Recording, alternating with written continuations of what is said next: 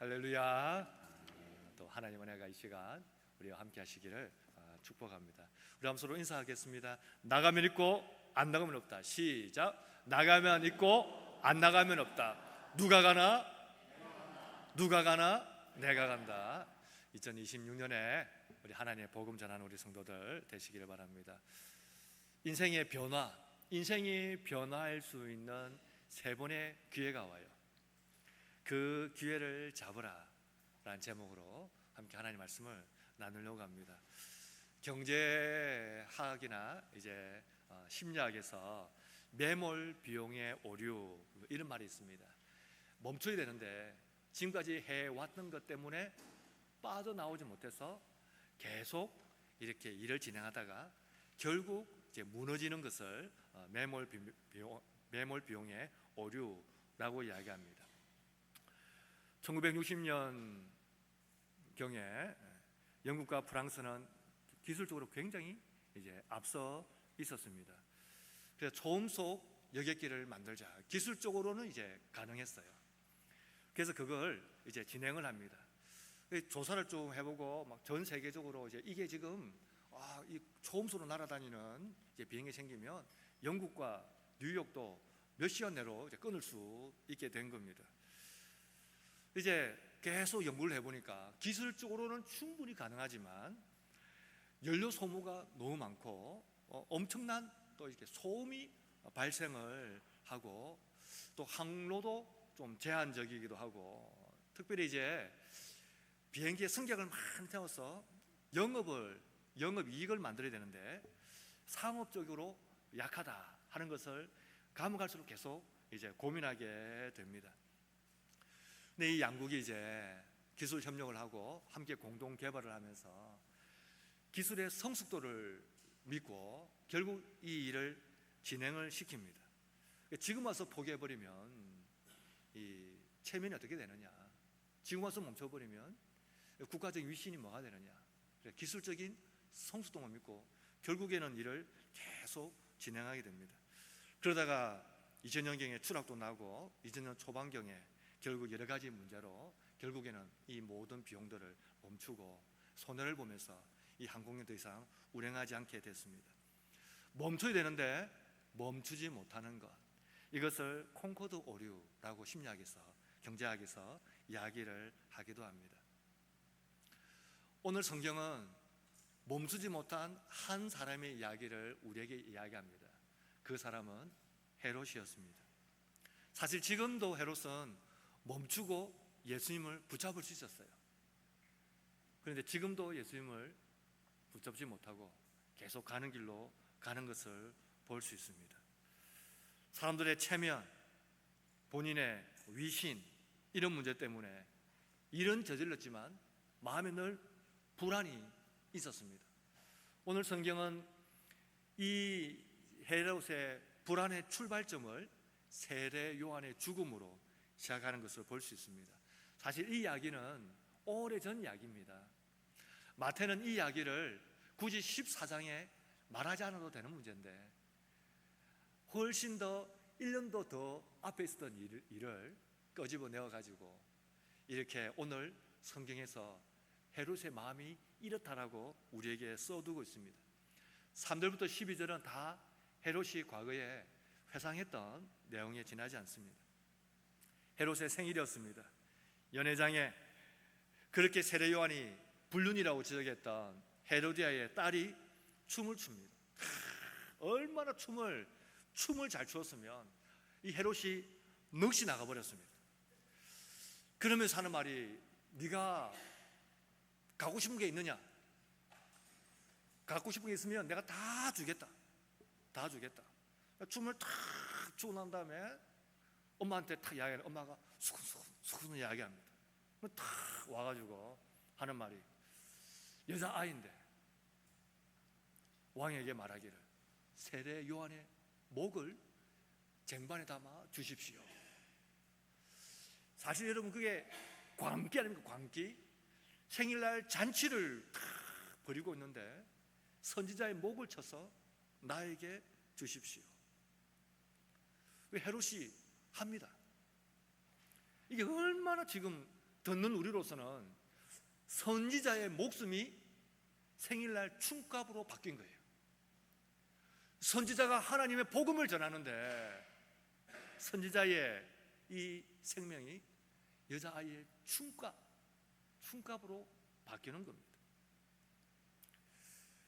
헤롯은 다 모든 걸 다 할 수 있고 모든 걸 다 가진 것처럼 했지만 사실은 이 마음의 불안이 떠나지를 않았습니다. 자신이 뱉은 말, 사람들의 시선, 여기서 벗어나지를 못해서 멈춰야 되는데 멈추지를 못하는 거예요. 결국 헤롯은 요한을 죽이라 이렇게 이야기를 하는 겁니다. 이런 마음으로 살고 있는 헤롯이었습니다. 이런 마음으로.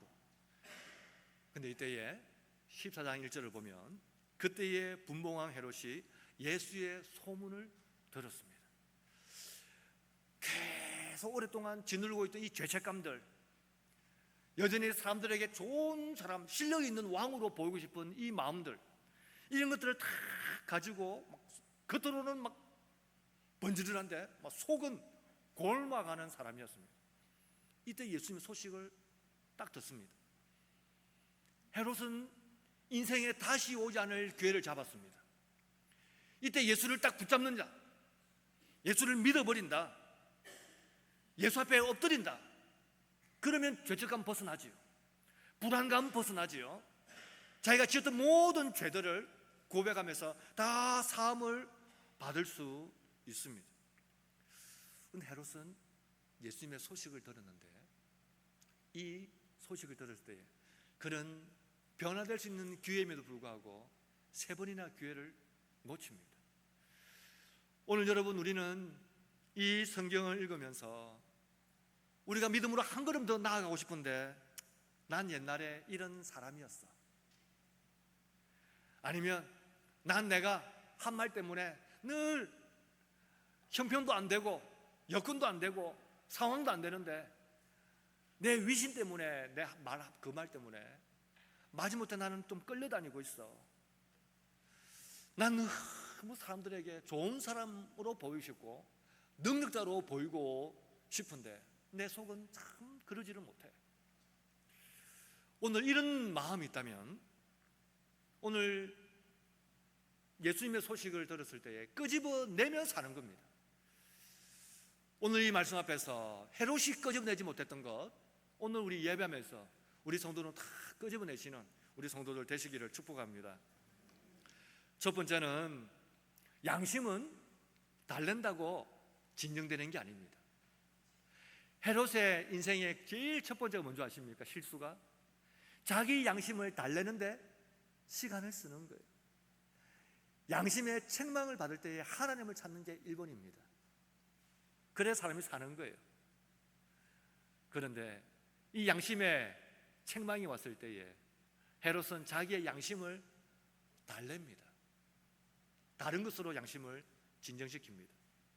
2절에 그 신하들이 이르되 이는 세례 요한이라 그가 죽은 자 가운데서 살아났으니 그러므로 이런 능력이 그 속에서 역사하는도다 하더라. 예수님의 소문을 들었을 때에 세례 요한이 제일 먼저 반응한 게 뭐냐면 내가 세례 요한을 죽였는데 그가 살아나서 지금 이렇게 능력을 행한단 말이야. 나한테 오면 어떡하냐? 복수를 두려워했습니다. 이 말은 이 죄책감에 짓눌려서 그는 하루도 평안한 날이 없었다는 것을 이야기합니다. 예수님의 소식을 들었을 때에 하나님의 복을 전하고 천국 복음을 전하고 능력을 행하고 기적을 행할 때에 세례 요한은 그 이야기를 딱 듣는 순간 그의 양심이 먼저 움직였습니다. 양심이 움직였단 말은 죄책감이 짓눌렸다는 말입니다. 이 죄책감을 가지고 하나님을 찾으면 그게 믿음으로 가고 신앙으로 발전하는 겁니다. 그런데 그게 양심을, 이 죄책감을 하나님께로 가져오지 못하면 공포로 바꿔버립니다. 그러니까 이 양심의 가책이 오는 것을 두려움으로 넘겨버리는 거예요. 죽은 자가 살아나서 권능을 행한다 라고 그렇게 미심적으로 치부해버리면서 넘어가 버리는 겁니다. 양심은 움직였지만 딱 거기까지였습니다. 하나님을 찾아야 되는 것입니다. 잠언 28장 13절을 보면 이렇게 이야기합니다. 자기의 죄를 숨기는 자는 형통하지 못하나 죄를 자복하고 버리는 자는 불쌍히 여김을 받으리라. 자복하고 버려야 되는 겁니다. 자복하고 버려야. 회개로 나아가지 않는 이 양심의 두려움은 그냥 죄책감을 다른 것으로 달래는 것에 지나지 않습니다. 여러분, 신앙이 뭡니까? 신앙은 보상이 아닙니다. 신앙은 우리의 양심, 우리의 죄책감들, 우리의 어떤 범한 죄들을 가지고 그것을 씻어내기 위해서 뭘 자꾸 하면 내 마음이 좀 양심의 가책을 덜 수 있을 것 같이 느끼지만 양심은 달래는 게 아닙니다. 신앙은 보상이 아닙니다. 많은 사람들이 자기의 양심을 달래기 위해서 내가 뭘 하면 내 양심 좀 편하겠습니까? 내 마음이 편하겠습니까? 그래서 이런 굿하지 않습니까? 그래서 점을 치기도 하고 무당을 찾아가기도 하고 신비적인 것에 기대가지고 좀 내 양심의 이 짐들을 덜어내려고 하는 겁니다.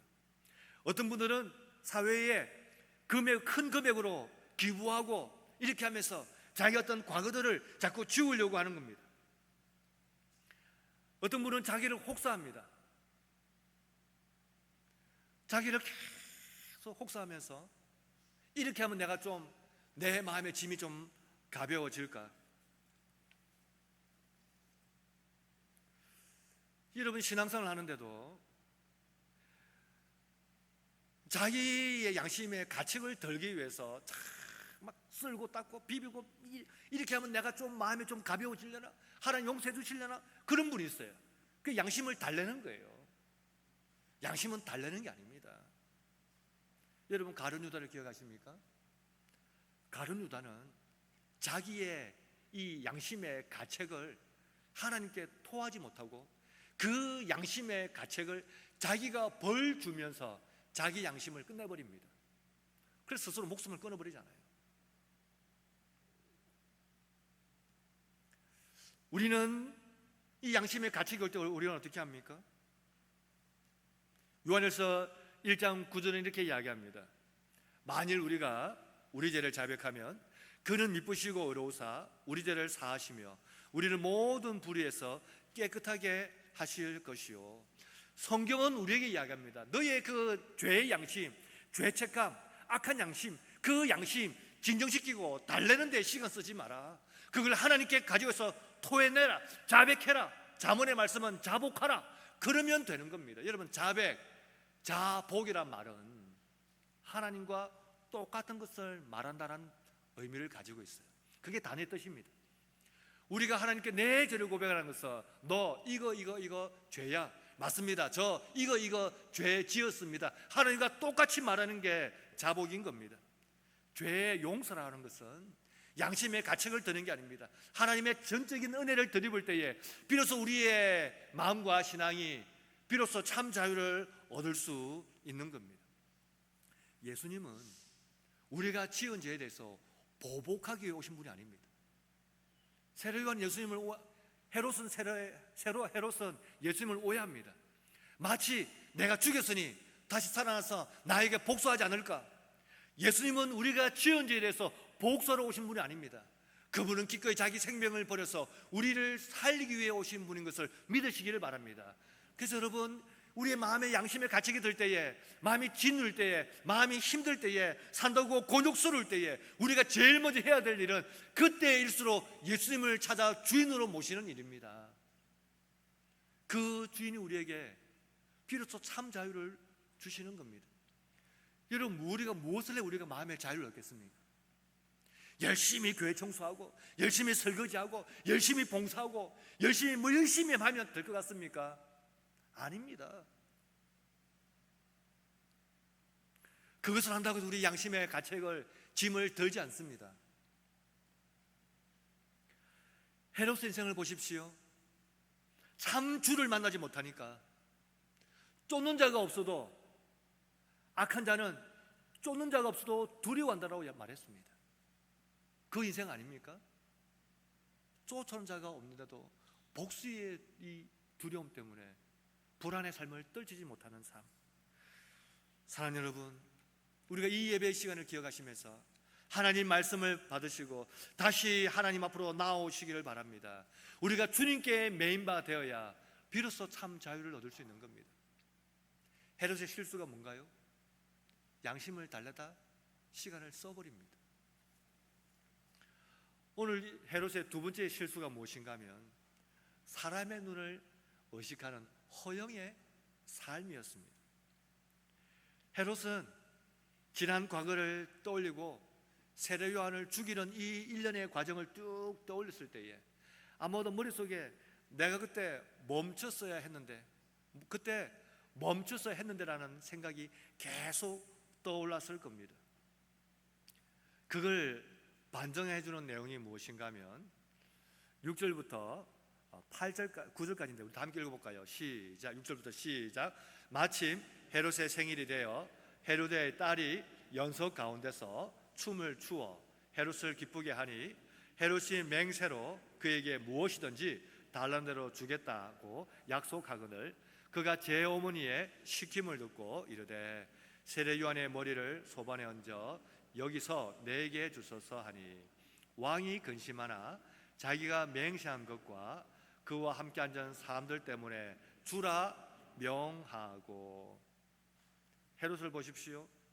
생일날 헤롯의 딸이 춤을 추니까 얼마나 그 춤이 기쁘고 좋고 많은 사람들에게 왕은 역시 대단합니다 이런 말 들으니까 기분이 좋아서 네가 달라는 것은 무엇이든지 다 주겠다.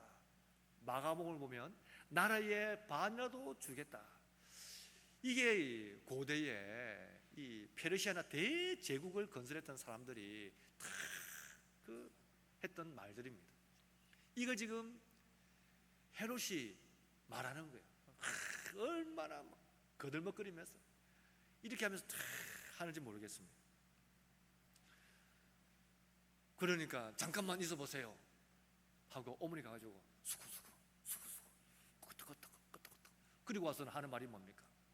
세례 요한의 목을 쳐서 쟁반에 담아서 여기서 직접 주십시오.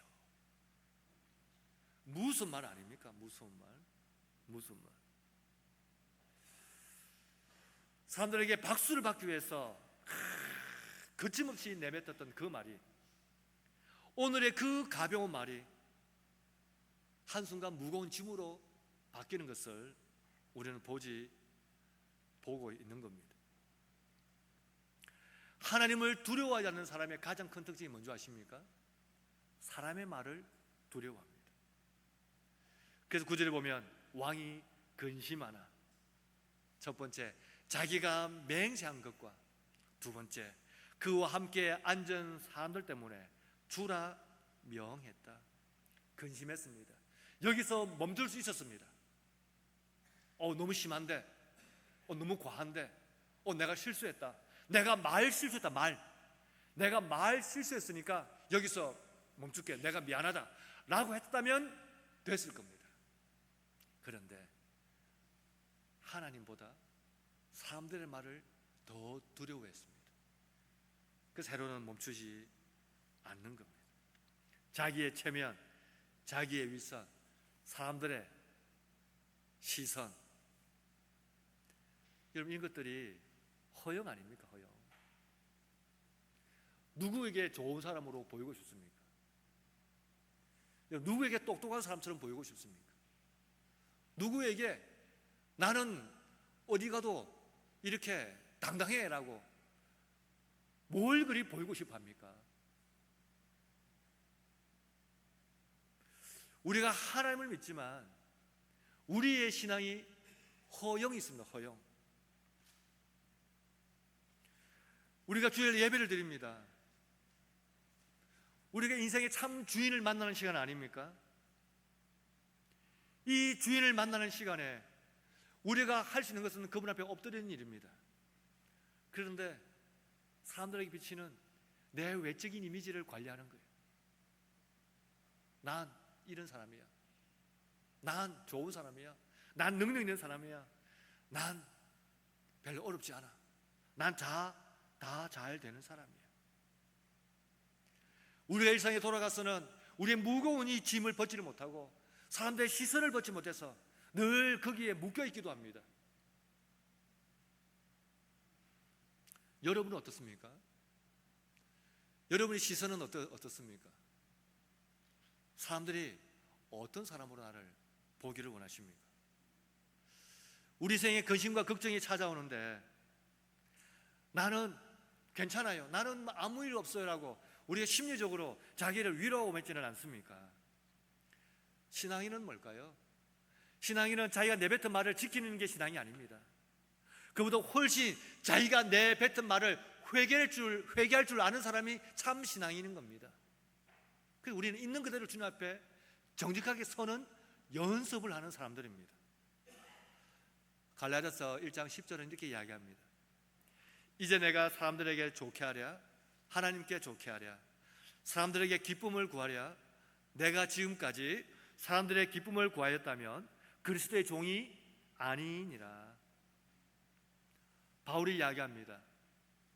내가 사람들 비위 맞추고 사람들 시선을 의식하고 사람들 귀에 달콤한 말만 했었다면 나는 사람의 종이지 그리스도의 종이 아니다라고 말하는 겁니다. 사랑하는 여러분, 헤롯의 실수가 뭡니까? 마음이 불편하다고 해서 그가 한 행동이 결코 자동적으로 옳은 행동이 될 수는 없는 겁니다. 불편하다면 멈춰야죠. 마음에 신호가 온다면 그때 멈출 수 있어야 되는 겁니다. 그래서 버릴 수 있어야 되는 겁니다.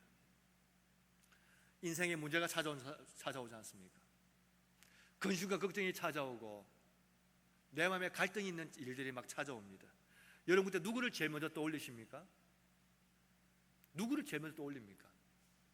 교회 사람들이 알면, 내 주변이 알면, 시댁이 알면, 혹은 처가가 알면, 우리가 고난을 당하고 역경을 당하거나 근심을 만났을 때에 우리가 가장 누구를 먼저 떠올립니까? 만약 그게 떠오른다면 우리는 여전히 사람의 시선을 의식하고 허영에 붙잡힌 거예요.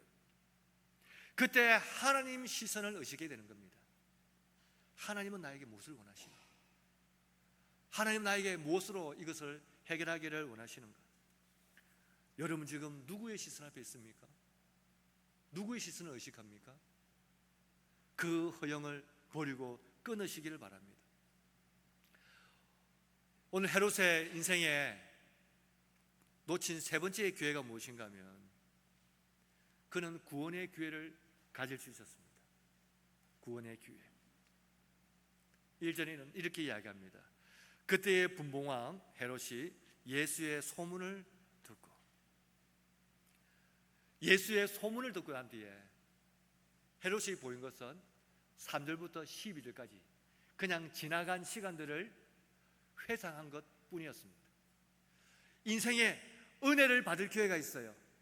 인생에 성령의 충만을 받을 기회가 있고, 인생에 하나님의 능력을 덧입을 기회가 있고, 변화될 기회가 있고, 하나님께 쓰임받을 기회가 있는 겁니다. 그때에 그 기회가 왔을 때에 어떻게 한 겁니까? 그냥 지나간 시간들을 회상하면서 내가 그냥 이렇게 살았습니다 라고 말하고 끝내버리는 거예요. 자기를 방하고 자기를 변호하고 한번 도전해 보시지요. 한번 충성해 보시지요. 한번 은혜 자리에 나오십시오. 더 하나님께 가까이 오십시오 라고 말했을 때에 전 이런 삶을 산다고 바쁘고 힘들고 어렵습니다. 그까지 갈 만한 여유가 되지 않네요. 길게 자기의 상황을 설명합니다. 하나님의 은혜를 받을 수 있는 절호의 기회인데 헤롯이 놓친 것이 무엇입니까? 자기를 설명한다고 인생을 다 써버립니다. 자기를 설명한다고 인생을 써요. 여러분 못할 이유를 수천 가지를 말해 보시겠습니까? 그 이유가 정당하던가요? 하나님의 부르심 앞에 하나님의 부르심은 후회하심이 없다고 했으니까 그 부르심에 반응하면 되는 거였습니다. 자기를 설명한다고 인생 쓰지 마십시오. 못할 이유 말한다고 인생 쓰지 마십시오. 충성할 기회가 왔는데 자기를 방황하고 인생을 다 써버렸어. 진짜 구원의 은혜의 기회를 놓쳐버린 사람, 여러분 슬프지 않습니까? 고린도후서 7장 10절은 이렇게 이야기합니다. 하나님의 뜻대로 하는 근심은 후회할 것이 없는 구원에 이르게 하는 회개를 이루는 것이요 세상 근심은 사망을 이루는 것이니라. 하나님 우리에게 주시는 마음의 근심은 결국에는 회개에 이르게 해서 구원을 맛보는 겁니다. 세상 근심의 끝은 사망이다. 그러니 헤롯은 근심하다 끝나버립니다. 여러분은 오늘 나에게 주신 하나님의 은혜를 어떻게 설명하고 있습니까? 주님이 찾아오셔서 손 꼭 잡으시면서 나와 같이 해보자, 충성해보고 헌신해보고 열심을 내보고 기도해보고 예배해보고 엎드려보자, 우리의 신앙의 양심을 그렇게 두들길 때에 우리는 헤롯처럼 내가 이렇게 바쁩니다, 옛날에 했었어야 되는데 지금은 내가 이렇습니다 라고 시간을 다 써버리시겠습니까? 기회를 놓치지 않는 우리 성도들 되시기를 바랍니다. 오늘 성경 참 우리에게 재밌는 것을 이야기해요. 마태복음 14장은 헤롯이 예수님의 소문을 들었다는 겁니다. 그리고 헤롯의 반응은 예수님이 어떤 구원자로서가 아니라 세례 요한이 살아나서 이런 일을 한다라고 예수님을 잘못 생각합니다. 이런 이야기를 예수님이 들었어요. 14장 1절은 헤롯의 반응이었다면 마태복음 14장 13절은 예수님의 반응입니다. 그런 헤롯이 나를 죽은 세례 요한이 살아난 것으로 오해하고 있다는 말을 예수님이 들으셨어요. 그랬더니 예수님이 하신 행동이 이렇습니다. 우리가 처음 읽지 않았지만 마태복음 14장 13절을 읽어볼까요? 시작.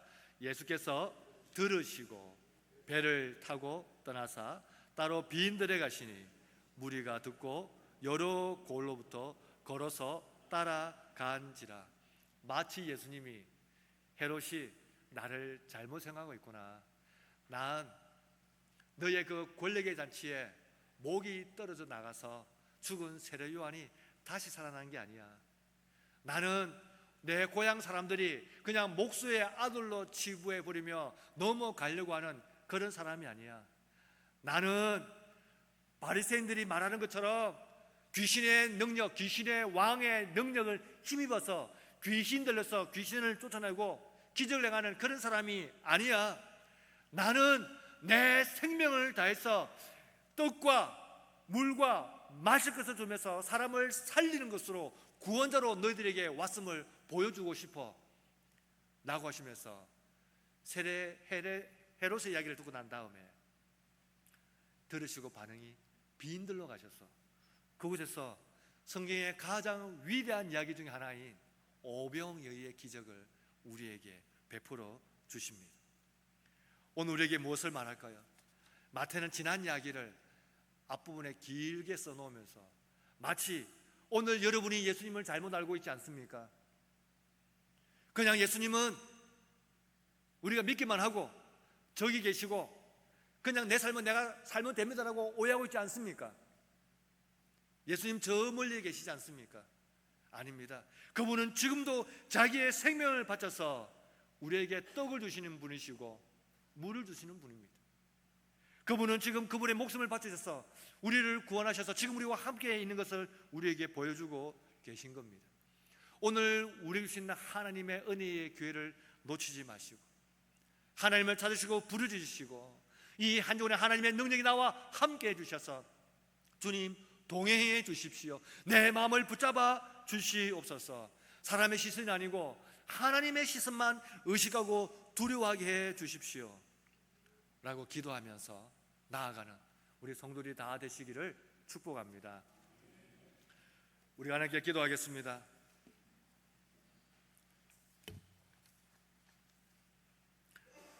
양심의 가책은 짐을 드는 게 아닙니다. 예수님께 엎드리는 겁니다. 우리가 뜨겁다가 식어도, 봉사하다가 멈춰도, 우리의 성실이 멈춰도 우리 늘 찝찝하지 않습니까? 그래서 기회가 주어지면 뭘 열심히 하면, 열심히 닦으면, 열심히 청소하면, 부진에 참석하면, 그러면 내가 그때 못했던 걸 좀 보상받는 것처럼, 그러지 않습니까? 신앙은 보상이 아닙니다. 그건 하나님께 아뢰는 겁니다. 다시 새 힘을 달라고 기도하는 겁니다. 이 양심의 가책에 짓눌지 말게 하시고 예수님을 만남으로 참 자유를 맛보게 해주십시오라고 기도합시다. 우리의 말, 우리의 행동이 사람들을 의식하는 신앙, 그건 허영입니다. 주님 앞에서 정직하게 해주십시오. 주님 앞에서 신실하게 해주십시오. 주님 앞에서 바르게 살게 해주십시오. 우리 이 두 가지 가지고 주 한번 크게 외쳐 하나님께 기도하겠습니다. 주여, 하나님 아버지, 은혜를 감사합니다. 우리의 양심의 가책이 신앙생활 하다가 무뎌지고 열심히 씻기도 하고 달려가던 걸음이 멈추기도 할 때에, 이렇게 하면 안 되는데, 이렇게 하면 안 되는데 할 때에, 그렇게 무거운 것을 가지고 있을 때에 다른 어떤 일을 하면, 어떤 것으로 대치하면 그렇게 짐을 더는 것처럼 우리는 오해해서 교회를 충성하는 것도, 봉사하는 것도, 섬기는 것도 마치 양심의 가책을 더는 것처럼 그렇게 일을 하기도 합니다. 하나님 아버지, 때에 주님께 자복하고 회개하며 은혜를 구하게 하여 주시옵소서. 하나님만 두려워하여 주옵소서. 사람의 시선, 내 체면, 이 내가 한 말이 올무가 되어서 그렇게 사람의 시선 때문에 묶이지 않게 하여 주시고, 하나님 앞에서 정직하며 바르며 하나님 볼 때 신실한 삶이 되게 하여 주옵소서. 하나님 오늘 노래와 함께 하여 주시고, 오늘 이 말씀 통하여 새로움을 더하게 하여 주시고, 하나님 아버지, 주님 앞에서 신실함으로 서게 하여 주시고 후회보다 회개로 나아가게 하여 주시옵소서. 하나님 우리와 함께 하여 주옵소서.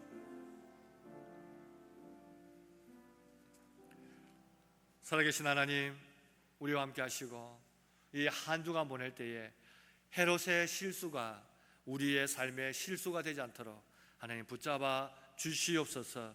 여름을 보내면서 우리 연로하신 어르신들, 성도님들 영가육이 상하지 않도록 지키시고 함께하여 주시고, 우리 성도들의 가정을 지키시고 은혜 베풀어 주시고, 삶의 현장에 하나님 참 날씨 때문에 많이 어렵지만 하나님이 붙잡아 주심을 매 순간 맛봄으로 주의 위로를 경험하게 하여 주시옵소서. 이 한 주간도 주께서 지켜 주옵소서. 예수님의 이름으로 기도드립니다. 아멘.